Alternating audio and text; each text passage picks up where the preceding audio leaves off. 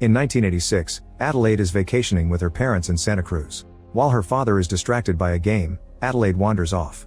After avoiding a man holding a sign with a Bible quote, Adelaide goes down some dark stairs and ends up on the beach, where she sees a storm coming. Then she notices an abandoned funhouse of mirrors and goes inside. She wanders around and is startled by the game's fake owl. Suddenly the power goes out and Adelaide accidentally bumps into a mirror. She starts whistling as she looks for the exit, and to her shock someone whistles back. At that moment Adelaide bumps into another mirror, but when she turns around her reflection doesn't. When the other girl finally turns, Adelaide can only stare in horrified shock. In 2019, a now adult Adelaide and her family arrive at their summer home to spend their vacation. During lunch, her husband Gabe tells their daughter Zora that she shouldn't give up running because she could make it to the Olympics one day. Their son Jason has been practicing a magic trick, but he's too shy to do it in front of everyone. Gabe announces they'll be going to the beach in Santa Cruz, and Adelaide doesn't look too happy about the idea. She remembers how her parents talked about her after the funhouse incident, saying she was only missing for 15 minutes but she still seemed to have PTSD. They wanted her to share her story but she refused to say a single word. A therapist advised them to make Adelaide express herself through art, like dancing or drawing. In the present, Adelaide and Gabe are arguing because she doesn't want to go to the beach.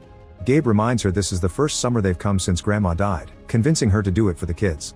Then Adelaide goes looking for her son and finds a box with some childhood things. A picture makes her remember her days as a dancer, which makes her nervous to look in the mirror. The moment is interrupted by a screaming Jason, who hid in the closet and got stuck. After freeing him, Adelaide reminds him not to play there. Later in the car, Adelaide tries to relax and enjoy her time with her family, but seeing the beach makes her tense. It brings back another memory of her parents arguing over the incident when she could not even talk. She snaps out of it when she hears an ambulance and notices the paramedics taking a dead man away. Adelaide recognizes him as the guy with the Bible sign from the carnival. At the beach they hang out with the Tylers, although Adelaide doesn't like Kitty very much and puts up with her because their husbands are friends. Zora doesn't like Kitty's daughters either because they're mean. Kitty wants to chat, but Adelaide tells her that talking is hard for her. Being surrounded by so many loud people makes Adelaide nervous again, and she ends up zoning out until she almost gets hit by a frisbee. Meanwhile, Jason comes out of the bathroom and sees a man dressed in a long trench coat with blood dripping from his fingers. At that moment Adelaide notices her son is missing and panics, but Jason comes back and explains he just went to the bathroom. That night Adelaide is putting Jason to bed when she finds his latest drawing, which shows the bleeding man. Afterward Adelaide tells Gabe that she wants to leave because this place makes her feel as if she wasn't herself. She shares the story of the mirror incident, explaining that the girl she saw turned around to reveal the same face as hers. Adelaide ran back to her parents, but since then she's been worried that her doppelganger would come back for her. Lots of weird things have been happening since they arrived and Adelaide thinks they're signs. When Gabe tells her not to worry because he'll protect her, the power goes out. Then Jason comes to tell his parents there's a family in the driveway. They take a look and confirm there are 4 creepy looking people outside holding hands. Adelaide immediately panics and calls 911 while Gabe goes outside to tell the strangers to leave his property. None of them react, so Gabe goes back inside and Adelaide tells him the cops will arrive in 14 minutes. Unwilling to wait that long, Gabe grabs a bat and leaves the house again to threaten the strangers.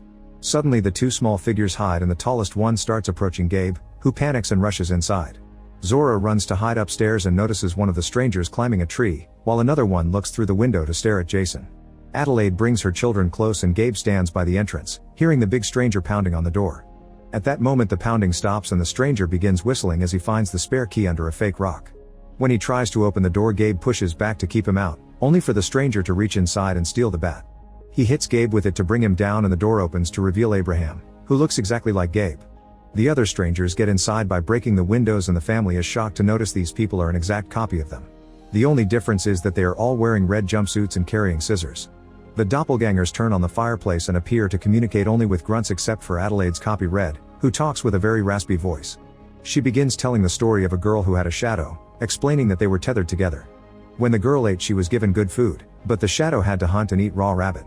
On Christmas the girl would get wonderful toys, but the shadow had old things that would hurt her hands. One day the girl met a prince and fell in love, but the shadow met Abraham.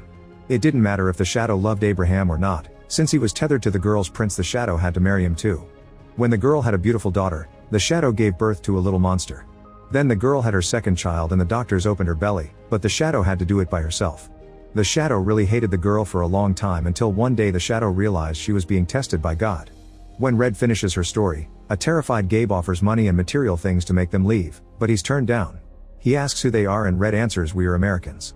Then she makes Adelaide handcuff herself to the table, threatening to hurt the children if she doesn't obey. Once that's done, Abraham takes Gabe's glasses and begins dragging him out of the house, hitting him when he tries to defend himself. Once they're outside, Abraham punches Gabe to knock him out. Inside, Red tells Zora to run as her doppelganger Umbri starts chasing after her. The last copy, named Pluto, offers his hand to Jason, and together they go to the closet, where Pluto forces Jason to put on his toy mask as he mimics all his movements. When they both take their masks off, Pluto reveals a burnt face. The boys put the masks on again and Pluto shakes Jason's hand, asking for his magic trick. Jason distracts him with it before jumping out of the closet and closing it to leave Pluto locked inside. Down the road, Zora continues to run, but Umbri appears in front of her. Zora tries hiding behind a car and Umbri follows her steps on the opposite side until she suddenly disappears. A scared Zora checks under the car and finds nothing, so she looks up and finds Umbri on top of the vehicle. At that moment, the car's owner comes out to complain, so Zora takes the chance to run away while Umbri kills the guy with the scissors. Meanwhile, Gabe wakes up inside a bag and makes a hole in the plastic to discover Abraham has taken him away on a boat. The engine suddenly stops and Abraham starts hitting while yelling grunts at the people in the house. While he's distracted, Gabe breaks out of the bag and hits him with the bat, causing him to fall into the water. At that moment, the engine starts again and the boat moves, dropping Gabe in the water too. After going around for a few minutes, the engine stops once more and Gabe uses the chance to return to the boat. However, while he's still climbing, Abraham appears behind him and tries stabbing him with the scissors. After some struggle, Gabe decides to headbutt the engine to activate it, and the machine immediately kills Abraham. In the house, Adelaide asks what they want. Red says they want to take their time because they've been waiting for this day for very long. They call this event the untethering. Red pushes Adelaide's head against the table, cracking the glass, but she lets go when she hears Pluto crying out. Red goes to free her son and starts making her way back, only to stop when she finds the box with Adelaide's childhood things. She stares at the bunny before cutting off its head. In the living room, Adelaide tries to remove the handcuffs to no avail. Then she stretches her legs to grab a fire poker and uses it to break the table, finally freeing herself. Keeping the poker as a weapon, Adelaide searches the house and finds Jason. Pluto is coming after them, so Adelaide begins pushing furniture to block his way. Then she and Jason rush outside where they reunite with Zora.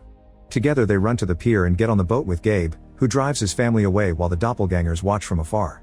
Meanwhile, Kitty thinks she heard something outside her house and sends her husband Josh to investigate.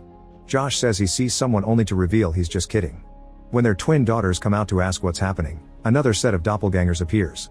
Their faces match Kitty's family, they wear red jumpsuits and can't talk. They also have scissors which they use to kill the whole family. At that moment, Adelaide's family knocks on the door. When fake Josh opens, Adelaide notices the jumpsuit and the blood, so she hits him on the head with the poker. Josh is unbothered and grabs her arm so the other doppelgangers can drag Adelaide inside. Then Josh comes after Gabe, who starts running while his kids go into the house. After Zora grabs a golf club, the siblings find the bodies on the floor. They can hear screaming coming from above, so Jason grabs a heavy decoration and the duo starts making their way upstairs where they find the dead twins. One of the fake sisters is doing a bunch of handsprings and blocks the siblings' way, but Zora hits her with the golf club and makes her fall to the ground floor, killing her. The other sister appears behind her and Zora begins fighting her, hitting her with the club a few times until she goes down. Now Zora can continuously beat her up until this sister dies too. In the bedroom, Adelaide is handcuffed to the bed while fake Kitty is putting on makeup. Kitty threatens Adelaide with the scissors but pulls away at the last second. Then she looks in the mirror to do it on herself. On the pier, Gabe hides inside a boat. When fake Josh comes looking for him, Gabe shoots a flare at his face to kill him. Kitty looks through the window when he hears the shot and moves her mouth as if screaming and then laughing, but no noise comes out. Zora arrives and tries to attack her by surprise, however Kitty turns around and pushes her onto the bed. When Kitty is about to stab her with the scissors, Jason hits her from behind to bring her down. Afterward, the whole family reunites in the living room and Adelaide tries calling the police, but nobody picks up the call.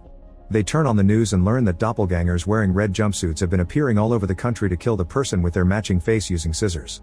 Some people claim they came out of the sewers. Now the doppelgangers are holding hands on the street, forming a human chain. Gabe thinks they're safe here in Kitty's house, but Adelaide argues with him until she convinces him it's better to leave the country. The kids and Gabe go outside while Adelaide searches for the car keys, noticing something weird in the room. She rushes to grab a pan and turns around just in time to hit Kitty with it. Then the women start fighting and Adelaide finds some scissors on the floor, so she uses them to stab Kitty and kill her for good. At the same time, Jason comes inside looking for his mother and watches her kill Kitty. Afterward, they rush outside and the whole family gets in the car only to find Umbri in the middle of the road. Zora starts the car to run over her, but Umbri jumps and lands on top of it. She starts hitting the windows with the scissors, so Zora speeds up for a while, then suddenly stops the car, sending Umbri flying into the woods. Adelaide goes to check if she's truly dead and finds Umbri stuck on some branches but still alive.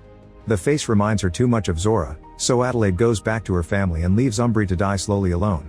In the morning the family makes it to town and finds their original car in flames with Pluto standing nearby.